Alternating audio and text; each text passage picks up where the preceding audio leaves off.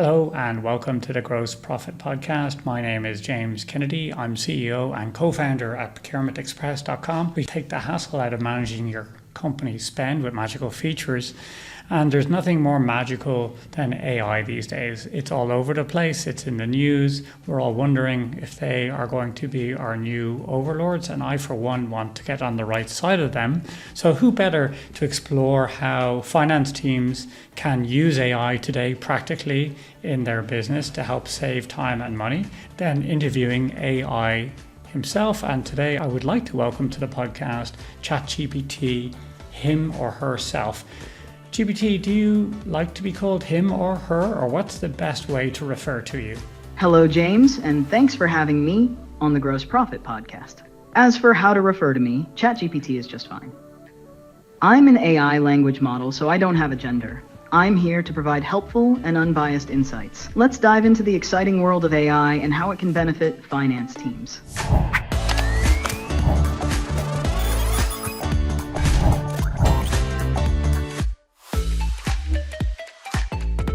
So let's get straight into it then. If you are looking after the finances and operations at a smallish company, what are the most practical areas you could begin to use AI to free up some of your time so you can focus on more strategic aspects?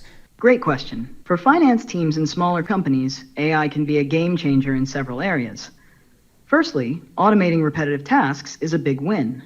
AI can handle invoice processing, data entry, and even categorizing expenses.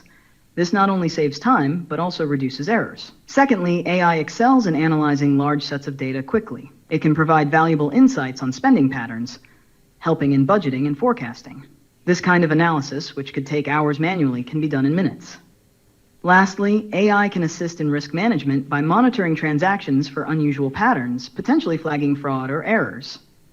So by taking over the routine and data-heavy tasks, AI lets finance professionals focus on strategy and decision-making, which is where they can add the most value. It's like having a super efficient assistant who works 24/7 and loves crunching numbers. Let's start off with the OCR. OCR has been around for a long time. What's the difference between how OCR works traditionally, which is like with a scanner, and how AI does OCR? OCR, optical character recognition, has been around for a while, traditionally used to convert different types of documents, like scanned paper documents, PDF files, or images captured by a digital camera, into editable and searchable data. The traditional OCR is quite straightforward. It scans the text and tries to recognize characters and words based on their shapes. However, its accuracy can be limited, especially with poor quality scans or unusual fonts. AI-enhanced OCR, on the other hand, is a game changer. It's not just recognizing characters, it understands context. AI OCR can learn from the data it processes, getting smarter over time. This means it can handle complex layouts, decipher handwriting, and even correct errors by understanding the content's context. So while traditional OCR is like someone who can read but not understand, AI OCR is like a smart assistant who reads, understands, and even learns from the content. So traditional OCR achieves an accuracy rate of somewhere between 80, maybe 70, 80, 90% at the max. Is AI better than that? Can I match 100%? Can it read 100% of documents? AI-powered OCR has indeed made significant strides in accuracy, but achieving a consistent 100% accuracy rate is still a challenge, especially in complex scenarios. If I am doing a lot of data entry at the moment, how can I go about starting to use AI to go home 10 minutes early? AI OCR typically surpasses traditional OCR, often reaching accuracy rates closer to 90 to 95% and sometimes higher, depending on the quality of the documents and the AI model's training. AI's ability to learn and adapt plays a crucial role here. It gets better at handling various fonts, formats, and even some levels of handwriting, which traditional OCR struggles with. Also, AI can contextually correct errors, like distinguishing between a 0 and an O based on the surrounding text.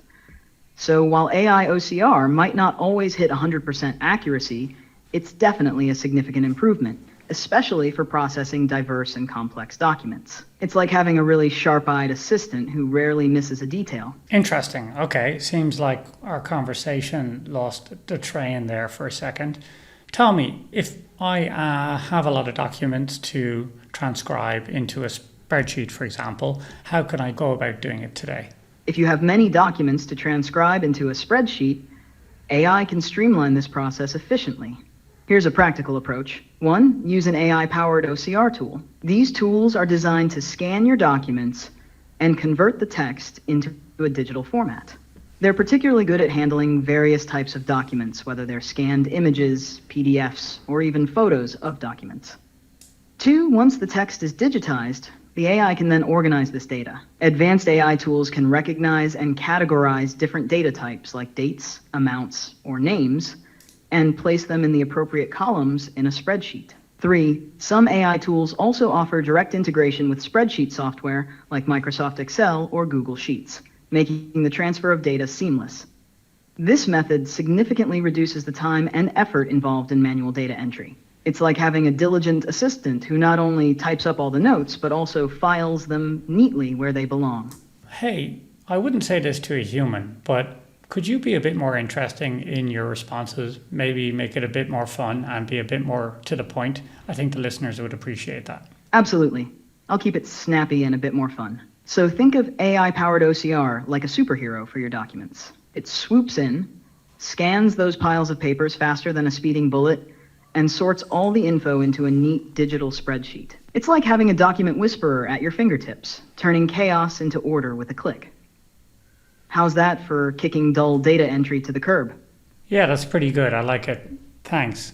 So I've heard people use an analogy between AI and a tractor. I believe in the mid-20th century, 50% of the American workforce was working in agriculture compared to 2% today, and we can thank the tractor largely for that. Do you think AI will have the same effect? Oh, absolutely. The AI tractor comparison is spot on. Just like the tractor revolutionized farming, allowing fewer people to do more work, AI is set to transform the business landscape. Think of AI as a digital tractor for your brain, plowing through data fields, sowing insights, and harvesting efficiency. With AI taking on repetitive and data-heavy tasks, people in businesses, big and small, can focus more on creative and strategic roles. It's not about replacing people.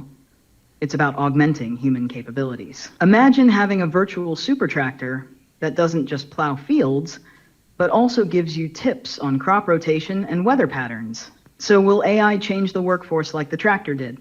Absolutely, but in a way that cultivates a smarter, more efficient, and more innovative business world. Vroom vroom, here comes the future. Well, I guess you would say that, but let's hope that's true. I think you're right about that.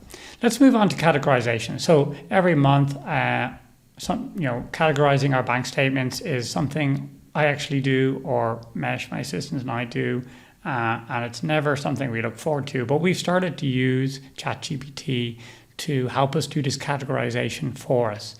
How secure is the data that we put into a tool like OpenAI's ChatGPT? Is there any risk that other people could end up reading my bank statements? The monthly categorization chore, not the highlight of anyone's month, right? Using AI like ChatGPT for this can be a game changer. But your concern about security is super valid. Here's the scoop. OpenAI takes data security seriously. When you use ChatGPT, measures are in place to ensure data privacy and security.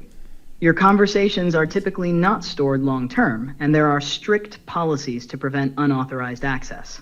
However, it's always wise to be cautious with sensitive data like bank statements. Even with secure systems, it's generally recommended not to input highly sensitive personal information into any AI tool.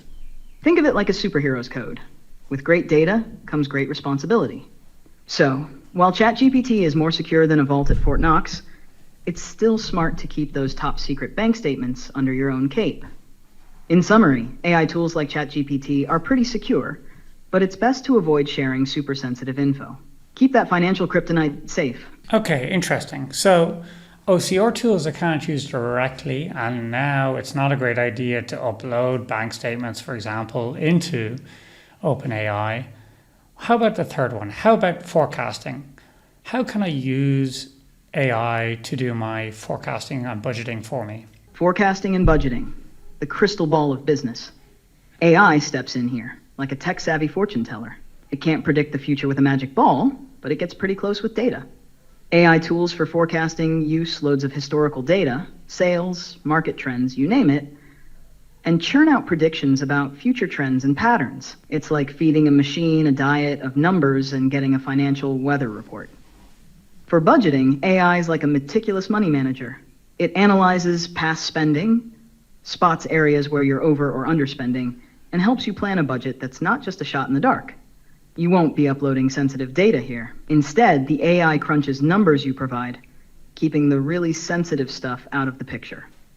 It's like having a financial whiz kid who loves math homework and never sleeps. So, get ready to say goodbye to those old school spreadsheets and hello to budgeting and forecasting with some serious AI flair. Okay, AI, ChatGPT, thanks very much for coming on the podcast. I think this has been very informative, but I think I missed the stories that my regular guests bring along. Nonetheless, maybe we'll have you on again at some stage when we figure that part of the formula out. It was a blast talking about AI and finance with you. I might not have the personal stories, but hey, I'm always here to chat about the techie stuff and add a bit of AI sparkle. Looking forward to possibly joining you again in the future. Keep rocking the finance world with your podcast, and best of luck with all your AI adventures.